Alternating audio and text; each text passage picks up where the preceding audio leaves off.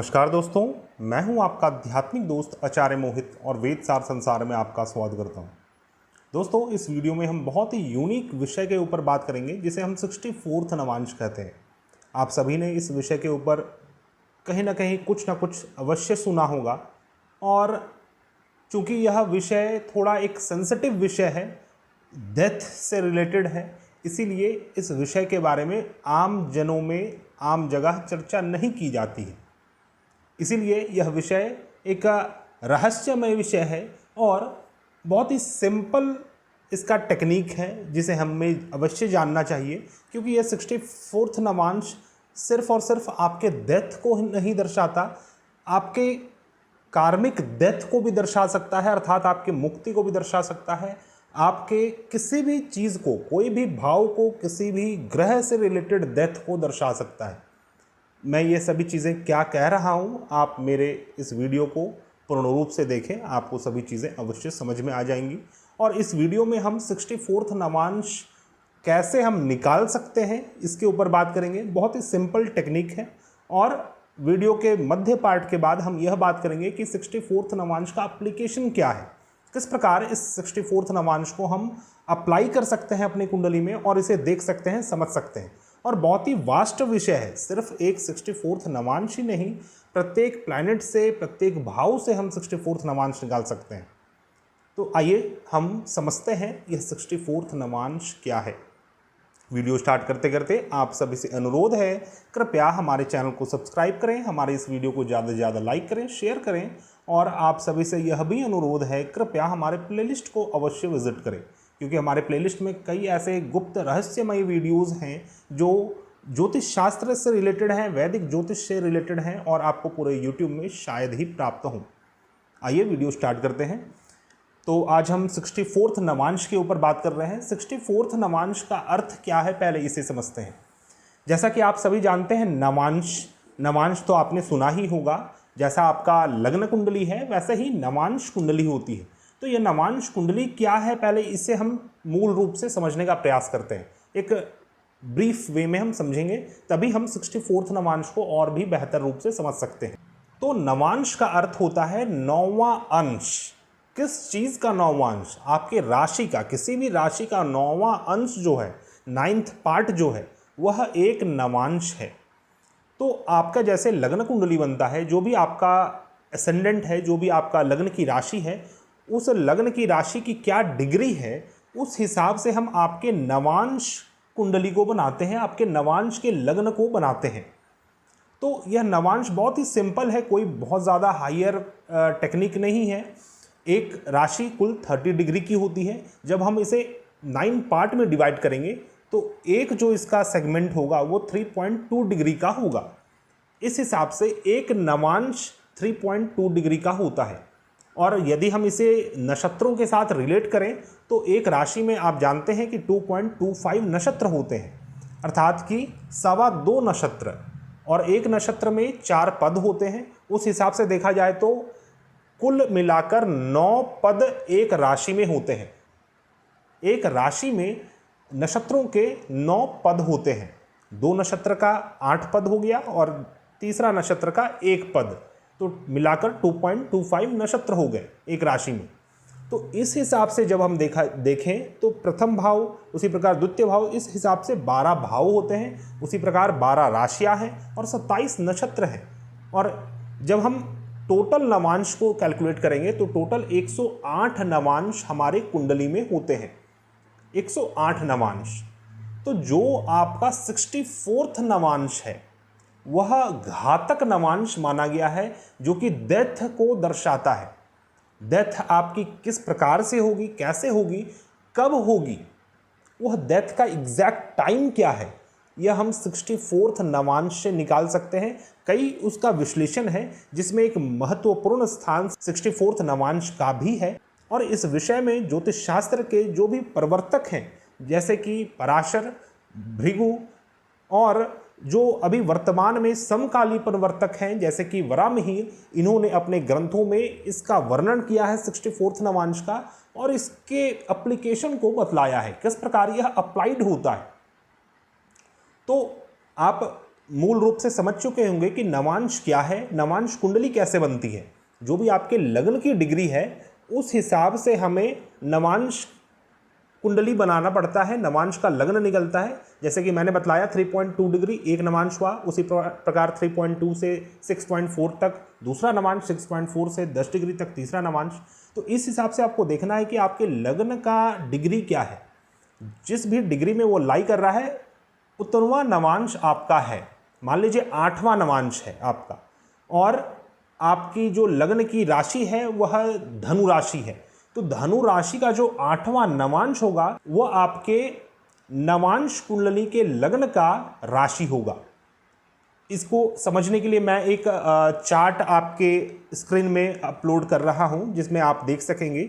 Screen में आप देख सक रहे हैं कि यहाँ पर 4 तत्वों के राशि होते हैं, फायर, अर्थ, एयर और वाटर। तो फायर तत्व का जो राशि है वह 1, 5 और 9 है, अर्थात मेष, सिंह और धनु है।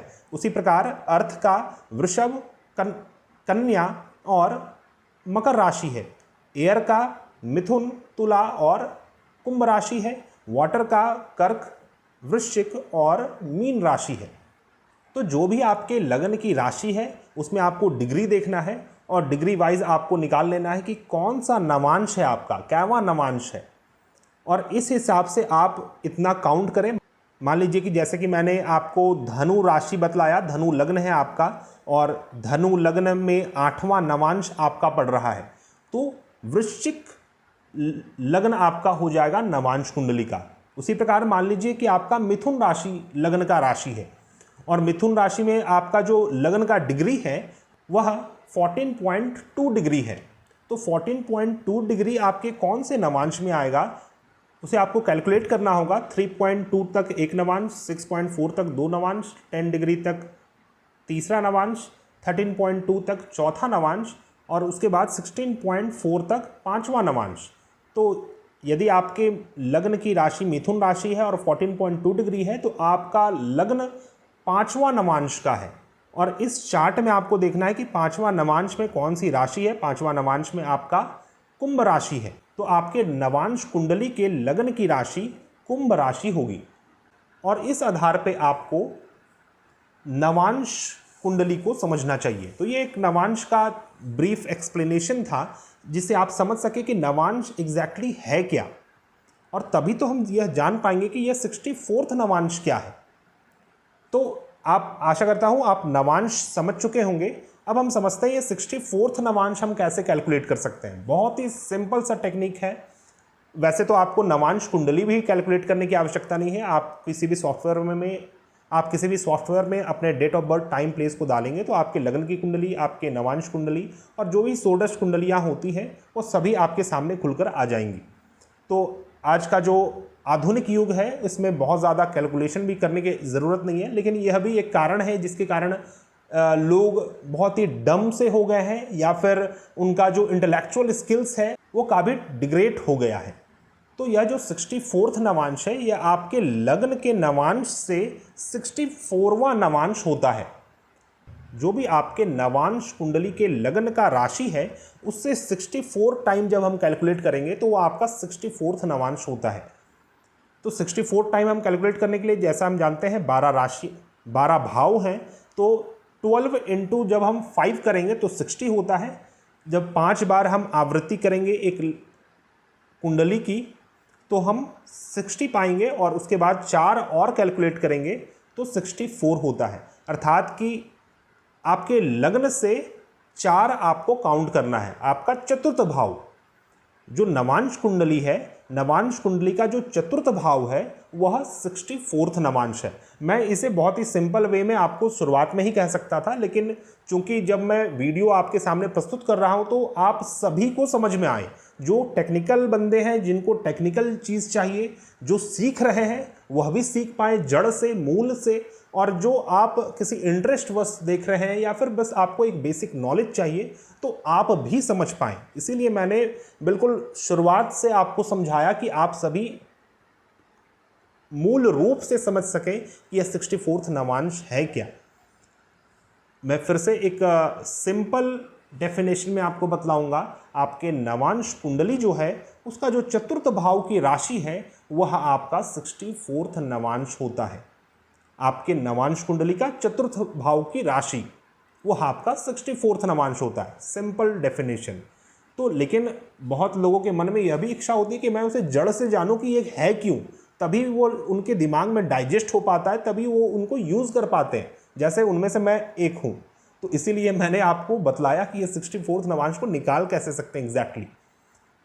तो आशा करता हूँ आप समझ गए होंगे। अब हम बात करते हैं कि 64th नवांश इतना ज़्यादा घातक क्यों है। जब हम आपके लग्न से कैलकुलेट करेंगे तो लग्न का 9 नवांश हुआ, उसके बाद द्वितीय भाव का 9 नवांश हुआ, तृतीय भाव का 9 नवांश हुआ, इस हिसाब से छठा भाव का 54 नवांश हो गया और सातवां भाव का 63 नवांश हुआ। अर्थात कि जब हम 9 9 9 ऐसे करके कैलकुलेट करेंगे प्रत्येक भाव का, तो सातवें भाव तक 63 नवांश होता है।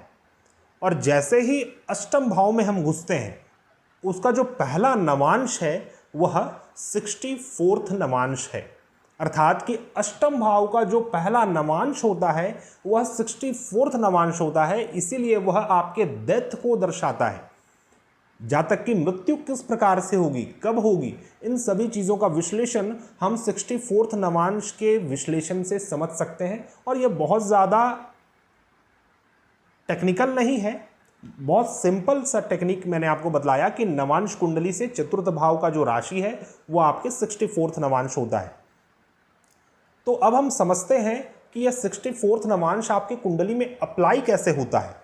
यदि आपकी कुंडली में 64th नवांश में कोई भी ग्रह स्थित हैं, तो फिर वह ग्रह किसी न किसी रूप से आपके लिए डिस्ट्रक्शन के कारक ग्रह हैं। वह आपके जीवन में मृत्यु और मृत्यु तुल्य कष्ट उत्पन्न करने का सामर्थ्य रखते हैं। और जब भी आपकी मृत्यु होगी तो उन ग्रहों के इन्वॉल्वमेंट के थ्रू होती है, चाहे वो किसी प्रकार की मृत्यु हो। मृत्यु एक सत्य है जो आपको मानना पड़ेगा। मृत्यु से लोग घबरा जाते हैं, डर जाते हैं, लेकिन मृत्यु तो सत्य है। वह चाहे अप्राकृतिक रूप से आए या फिर प्राकृतिक रूप से आए, लेकिन वह उसे आना है। और जब वह घटित होती है तो उसमें 64th नवांश का इन्वॉल्वमेंट होता है। 64th नवांश के स्वामी जो हैं, जैसे मान लीजिए आपका धनु राशि है, आपके नवांश की राशि, नवांश का जो लग्न है आपके नवांश कुंडली का वह धनु राशि है। अब जब हम वहाँ से कैलकुलेट करेंगे, काउंट करेंगे, तो 9 10 11 12, तो मीन राशि चतुर्थ भाव में पड़ रहा है। अर्थात कि मीन राशि और मीन राशि के स्वामी यह 64th नवांश हुए और 64th नवांश के स्वामी हो गए। इस प्रकार से आपको समझना है। तो पहला तो मैंने आपको इसका एप्लीकेशन बतलाया कि 64th नवांश में कोई भी ग्रह बैठे हुए हैं तो वह मृत्यु के सूचक हैं। उन्हीं से मृत्यु का पता चलता है, किस प्रकार से, किस सिचुएशन में, किस प्रकार से, कब, कैसे ग्रह गोचर करेंगे तब होगा। इन सभी चीज़ों का हमें आभास उन ग्रहों से हो सकता है जो कि आपके 64th नवांश में स्थित हैं।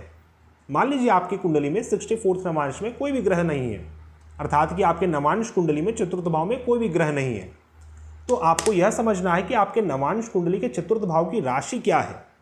और जो भी राशि चतुर्थ भाव का है, उस राशि में जब भी कोई ग्रह गोचर करेंगे जो कि स्लो मूविंग प्लैनेट है, मेनली यह जो स्लो मूविंग प्लैनेट है यह अधिक कष्ट को देने वाले होते हैं, क्योंकि मैक्सिमम जो स्लो मूविंग प्लैनेट है वह अशुभ ग्रह है। बृहस्पति को छोड़कर शनि, राहु, केतु, यह 3 ग्रह तो अशुभ ग्रह माने गए हैं और तीनों ग्रह बहुत ही स्लो मूव करते हैं। इनमें से शनि तो और भी ज़्यादा स्लो है।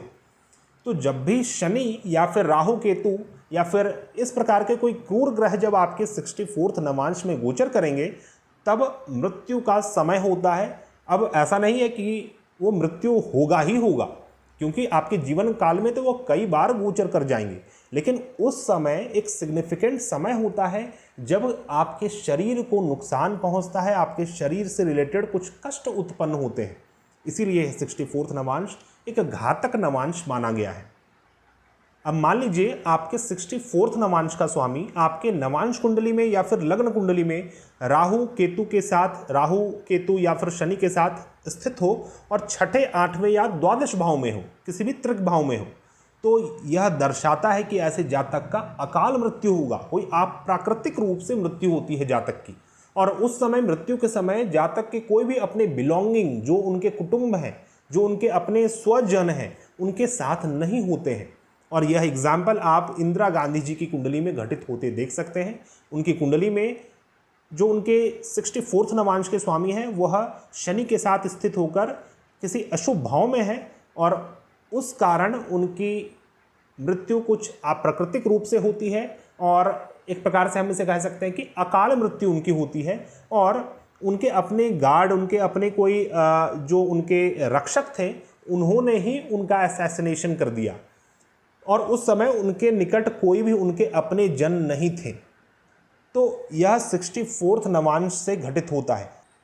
उसी प्रकार जब आप रामानुजम की कुंडली देखेंगे तो रामानुजम जी की कुंडली में चतुर्थ भाव, जो कि नवांश कुंडली का चतुर्थ भाव, वह मेष राशि था, और मेष राशि में शनि और शुक्र ग्रह एक साथ स्थित थे।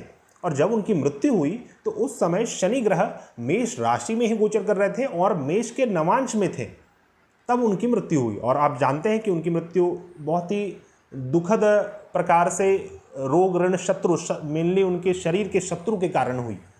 तो ये सभी चीज़ें डीप विश्लेषण का विषय है, और आप सभी को इसके ऊपर ध्यान लगाना चाहिए, क्योंकि आप सभी अपने जन्म, मृत्यु, अपने पूर्व जन्म, अपने आने वाले जन्म के विषय में सभी लोग किसी न किसी रूप से बहुत ज़्यादा इंटरेस्ट लेते हैं और उसे फाइंड करते रहते हैं। क्योंकि यह सभी विषय गुप्त विषय है तो इसे गुप्त रूप से फाइंड करते हैं। तो इसलिए यह एक सब्जेक्ट है जो आपको अपने कोर्स में डाल लेना चाहिए, 64th नवांश। तो जैसा कि मैंने आपको बतलाया कि यह 64th नवांश आपको अपने लग्न से कैलकुलेट करना चाहिए, आपके लग्न की राशि से। लेकिन हम यह 64th नवांश किसी भी ग्रह से कैलकुलेट कर सकते हैं। यह आज के आचार्यों का मत है। वैसे जो पूर्व के आचार्य हैं, जो प्रवर्तक हैं, उन्होंने भी लग्न से और चंद्रमा दोनों से इसकी महत्ता बतलाई है। चंद्रमा से भी 64th नवांश को हमें देखना चाहिए, जिससे हम अपने मन की पीड़ा को समझ सकते हैं, मन के डेथ को समझ सकते हैं। क्योंकि मन एक बहुत ही अलग ही प्रकार का चीज़ है, वह आपके शरीर से परे है, अर्थात इंद्रिय से परे है। उसी प्रकार मन से भी परे बुद्धि है, इसलिए हम बुध ग्रह से भी देख सकते हैं। और बुद्धि से भी परे आपका विजडम है, आपके विवेक है, तो आपके बृहस्पति से भी देख सकते हैं।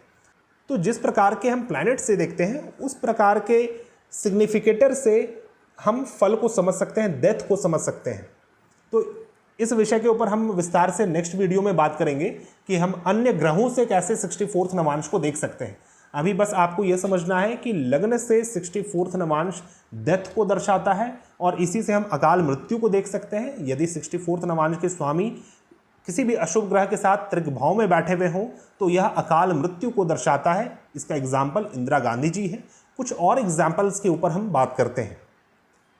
तो कोई भी अशुभ ग्रह जब आपके 64th नवांश में गोचर करेगा, मान लीजिए आपके जो नवांश कुंडली है उसकी चतुर्थ राशि मीन राशि है, और मीन राशि में मान लीजिए शनि गोचर करते हैं, या फिर राहु गोचर करते हैं, या फिर मंगल ग्रह ही गोचर करते हैं, और मंगल आपके लिए मारक ग्रह है मान लीजिए, तो फिर आपको उस ग्रह से रिलेटेड अशुभ फल प्राप्त होंगे। और अशुभ फल मेनली मारक फल प्राप्त होंगे, मृत्यु तुल्य कष्ट प्राप्त होंगे आपके शरीर में। उसी प्रकार जब हम चंद्रमा से देखते हैं तो आपके मन की स्थिति को हम समझते हैं। और किसी भी ग्रह से जब हम देखेंगे, जैसे कि मान लीजिए बृहस्पति से देखते हैं, तो बृहस्पति आपके गुरु के समान कोई व्यक्ति हो, या फिर आपका विजडम, आपका विवेक है, आपका विद्या है, तो इन चीज़ों से रिलेटेड अशुभ फल को हम देख सकते हैं यदि हम बृहस्पति से 64th नवांश को कैलकुलेट कर रहे हैं। उसी प्रकार यदि हम शुक्र से करें तो शुक्र आपके विवाह, आपके पार्टनर के कारक ग्रह हैं, लव रोमांस के कारक ग्रह हैं, और एक आर्ट ऑफ लव के कारक ग्रह हैं। तो इन चीज़ों से रिलेटेड प्रॉस्पेरिटी, वेल्थ, इन चीज़ों से रिलेटेड हम समझ सकते हैं यदि हम शुक्र से देखेंगे। और इसका लाइव एग्जाम्पल पुनः इंदिरा गांधी जी की कुंडली है। जैसा कि शायद आपने नोटिस किया होगा, इंदिरा गांधी जी की कुंडली में जो शुक्र है, शुक्र से जब हम 64th नवांश को कैलकुलेट करते हैं तो वहाँ पर शनि और राहु की युति है, और इसके कारण उनके हस्बैंड की मृत्यु बहुत ही यंग एज में हो जाती है और दुखद घटना के साथ होती है। तो इसीलिए 64th नवांश बहुत ही ज़्यादा इम्पॉर्टेंट है और गुप्त रहस्यमय चीज़ों को खोलकर सामने लाता है, क्योंकि यह अष्टम भाव का पहला नवांश है। और अष्टम भाव गुप्त रहस्यमयी चीज़ें हैं। तो इसलिए जब भी आप ग्रह गोचर को देखें तो ग्रह गोचर इतना सिंपल विषय नहीं है जितना आप लोगों ने बना रखा है कि मैंने राशिफल को देख लिया और फिर आप खुश हो गए या फिर दुख हो गए। तो राशिफल बहुत ही माइन्यूट चीज़ है, बहुत ही सिंप्लेक्स चीज़ है, लेकिन जो उसके नीचे की बात है, जो कॉम्प्लेक्स चीज़ें हैं, उससे रियलिटी सामने आता है। उससे एग्जैक्टली क्या घटित होगा आपके साथ, कब घटित होगा, कैसे घटित होगा, किस सिचुएशन में, किस इन्वायरमेंट में घटित होगा, इन चीज़ों को हम इन गुह्य विषयों से समझ सकते हैं, ना ही सिर्फ राशिफल से। और आज के समय में मार्केट में सिर्फ और सिर्फ राशिफल का ही एक हवा के समान है, और जो इंटेलेक्ट और बड़े बड़े ज्योतिषी हैं वह सिर्फ राशिफल के ऊपर बात करते हैं, मैं ये देखता हूँ, जबकि उनके पास ज्ञान है और वो अपने ज्ञान को सिर्फ और सिर्फ राशिफल तक ही सीमित कर दिए हैं कि बृहस्पति या फिर कोई भी ग्रह इस राशि में आ रहे हैं तो आपको ये फल मिलेगा, आपके लॉटरी लगने वाले हैं, आपकी किस्मत चमकने वाली है। तो दोस्तों इन विषयों पर ना फंसें और ज्योतिष शास्त्र के, जो वैदिक ज्योतिष शास्त्र है, उसके गुह्य विषय पर जाएं, क्योंकि यह अनंत सागर है, सिर्फ और सिर्फ राशिफल ही नहीं है, यह अनंत सागर है। और मेरे गुरु जी का जो कथन है कि 7 जन्म लेना पड़ता है तब जाकर ज्योतिष शास्त्र के पूर्ण ज्ञान को प्राप्त नहीं किया जा सकता, 7 जन्म लेने के बाद भी। तो आपको समझना चाहिए, और जो डिफाइंड चीज़ है, जो कि सॉलिट्यूड है, उसके ऊपर जाएं, ना कि ऊपरी तो दोस्तों यह था मेरा विश्लेषण 64th नवांश के ऊपर, और किस प्रकार से हम 64th नवांश से किसी जातक के डेथ को समझ सकते हैं, तथा 64th नवांश के क्या क्या एप्लीकेशन होते हैं, किस प्रकार से हम इसे अपने जन्म कुंडली में समझ सकते हैं। साथ ही हमने इसके ऊपर कुछ आपको एग्जाम्पल्स बतलाएं, और मैं आशा करता हूं आपको मेरा यह वीडियो पसंद आया होगा। यदि आपको हमारे वीडियोस पसंद आते हैं तो कृपया हमारे चैनल को सब्सक्राइब करें, हमारे इस वीडियो को ज़्यादा से ज़्यादा लाइक करें, शेयर करें, और कृपया हमारे प्लेलिस्ट को अवश्य विजिट करें। वीडियो समाप्त करते करते आप सभी से अनुरोध है, यदि आप किसी भी प्रकार की समस्या से जूझ रहे हैं और उसका समाधान ज्योतिष शास्त्र के माध्यम से चाहते हैं तो आप हमारे से कांटेक्ट कर सकते हैं। हमारा कांटेक्ट डिटेल्स आपको मेरे डिस्क्रिप्शन बॉक्स में मिल जाएगा। हम मिलते हैं नई वीडियो में, तब तक के लिए धन्यवाद। जय हिंद।